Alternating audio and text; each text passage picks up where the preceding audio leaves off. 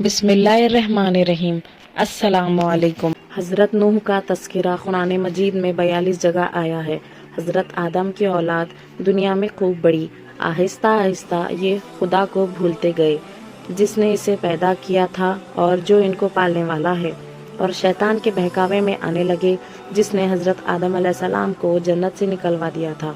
शैतान के बहकावे में आकर ये लोग बुतों और आग, सूरज वगैरह को पूजने लगे और एक खुदा के बजाय मिट्टी और पत्थर के बहुत से खुदा बना लिए। अपने हाथ से अपना खुदा बनाते और फिर इनसे मांगते। हालांकि ये मिट्टी और पत्थर के खुदा अपने लिए भी कुछ ना कर सकते थे, लेकिन इनके लिए क्या करते। अल्लाह ताला ने जो अपने बंदों से बड़ी मोहब्बत रखता है, इसको ये कभी गवारा नहीं कि इसके बंदे शैतान के बहकावे में आकर अल्लाह के सिवा किसी और की इबादत करने लगे और इसकी सज़ा में मरने के बाद दोज़ख में जलें। अल्लाह पाक ने हज़रत नूह अलैहिस्सलाम को अपना नबी बनाकर भेजा। इस ज़माने में लोगों की उम्रें बहुत बड़ी बड़ी होती थी। हज़रत नूह अलैहिस्सलाम 950 साल तक अपनी कौम में वास करते रहे कि आओ लोगों, सिर्फ एक अल्लाह की इबादत करो और मेरा कहना मानो, वो तुम्हारे गुनाह बख्श देगा। लेकिन लोगों ने हज़रत नूह अलैहिस्सलाम की बातों को ना माना और अपने कानों में उंगलियां डाल ली और कपड़े ओढ़ लिए ताकि हज़रत नूह अलैहिस्सलाम की आवाज़ कानों तक ना पहुँचे। हज़रत नूह अलैहिस्सलाम हिम्मत ना हारे, वो बराबर समझाते रहे और कहते रहे, ऐ लोगों, अल्लाह से माफ़ी मांगो, वो बड़ा माफ़ करने वाला है। वो तुम पर आसमान से बारिश बरसाएगा ताकि तुम खूब अनाज पैदा कर सको और इसके ज़रिए से बड़े बड़े बाग पैदा करेगा, इनमें नहरें पैदा करेगा, तुम्हें माल व दौलत देगा और बेटा देगा। तुम्हें क्या हो गया है कि तुम खुदा को नहीं मानते, हालांकि इसने आसमान बनाए, चांद और सूरज बनाए। इसने तुमको मिट्टी से पैदा किया और फिर इसी मिट्टी में तुम एक दिन मिल जाओगे और फिर क़यामत के दिन इसी मिट्टी से तुमको दोबारा जिंदा करेगा। लेकिन लोगों ने अपने बुतों को नहीं छोड़ा और हज़रत नूह अलैहिस्सलाम से कहने लगे कि हम अपने बुतों को हरगिज़ ना छोड़ेंगे और हम तो तुमको अपने जैसा आदमी ही देखते हैं और तुम्हारा कहना भी सिर्फ चंद गरीब लोगों ने माना और हम तो तुमको झूठा समझते हैं। हज़रत नूह अलैहिस्सलाम ने कहा कि ऐ मेरी कौम, मैं तुमको जो नसीहत करता हूँ इसके बदले में तुमसे कोई माल व दौलत नहीं चाहता, और जो गरीब आदमी मुसलमान हुए हैं और अल्लाह पर ईमान लाए हैं, इनको मैं अपने पास से तुम्हारे कहने से निकालूंगा नहीं। अगर मैं इनको अपने पास से निकाल दूं तो खुदा के अजाब से मुझे कौन बचाएगा। अगर मैं ऐसा करूंगा तो बहुत नाइंसाफ हो जाऊंगा। इनकी कौम के लोगों ने कहा, ऐ नूह, तुमने हमसे झगड़ा बहुत कर लिया। अगर तुम सच्चे हो तो जिस अजाब से तुम हमें डराते हो वो ले आओ। हज़रत नूह अलैहिस्सलाम ने कहा कि जब अल्लाह पाक चाहेंगे अजाब ले आएंगे। अल्लाह ताला ने हज़रत नूह अलैहिस्सलाम को वही के ज़रिए से हुक्म भेजा कि तुम्हारी कौम में जो लोग ईमान ला चुके हैं, इनके अलावा और कोई ईमान नहीं लाएगा।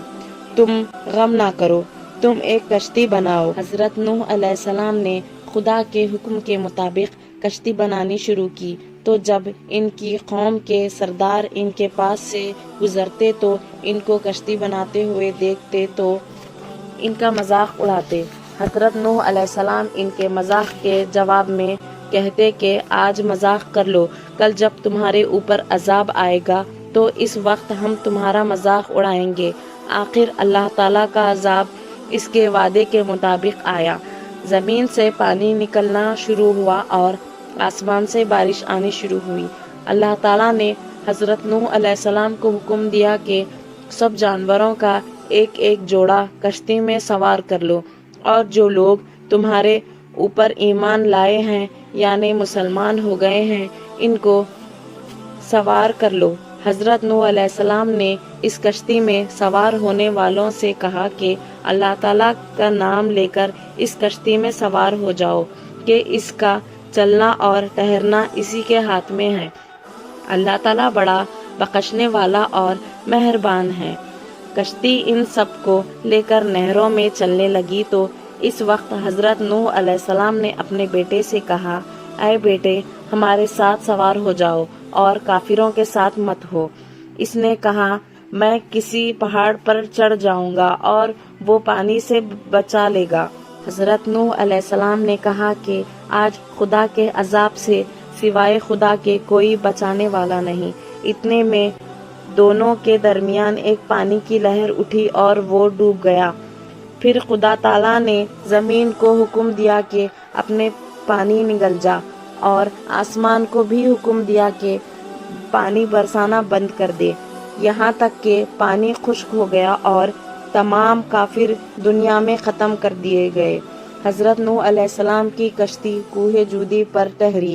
حضرت نوح علیہ السلام نے اپنے پروردگار سے عرض کیا کہ اے میرے رب، میرا بیٹا بھی میرے گھر والوں میں سے ہے اور آپ کا وعدہ سچا ہے، یعنی حضرت نوح علیہ السلام کا مطلب تھا کہ اے اللہ تعالیٰ، آپ نے وعدہ فرمایا تھا کہ تیرے گھر والوں کو اس طوفان سے بچا لوں گا، پھر میرا بیٹا کیوں ڈوبا؟ تو خداوند تعالیٰ نے فرمایا کہ اے نوح، تیرا بیٹا تیرے گھر والوں میں سے نہیں تھا، کیونکہ اس کے اعمال اچھے نہیں تھے۔ میں تجھ کو نصیحت کرتا ہوں کہ ایسی بات نہ کر جو تیرے علم میں نہیں، اس لیے کہ کانان اللہ کے علم ازلی میں کافر تھا اور یہ بات نوح علیہ السلام کے علم میں نہ تھی۔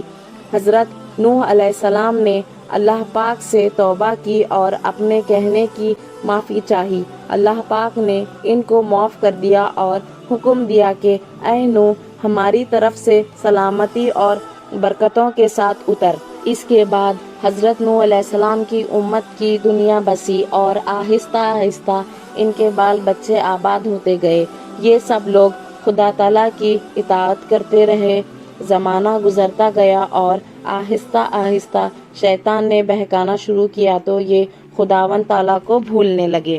تو دوستوں، حضرت نوح علیہ السلام جو اللہ تعالیٰ کے اتنے بڑے پیغمبر تھے، اپنے بیٹے کو اس کے برے کاموں کی وجہ سے اللہ تعالیٰ کے عذاب سے نہ بچا سکے۔ اس طرح اگر ہمارے ماں باپ اللہ کے کتنے ہی ولی کیوں نہ ہو، اگر ہمارے اعمال اچھے نہ ہو تو وہ ہم کو اللہ تعالیٰ کے عذاب سے نہ بچا سکیں گے۔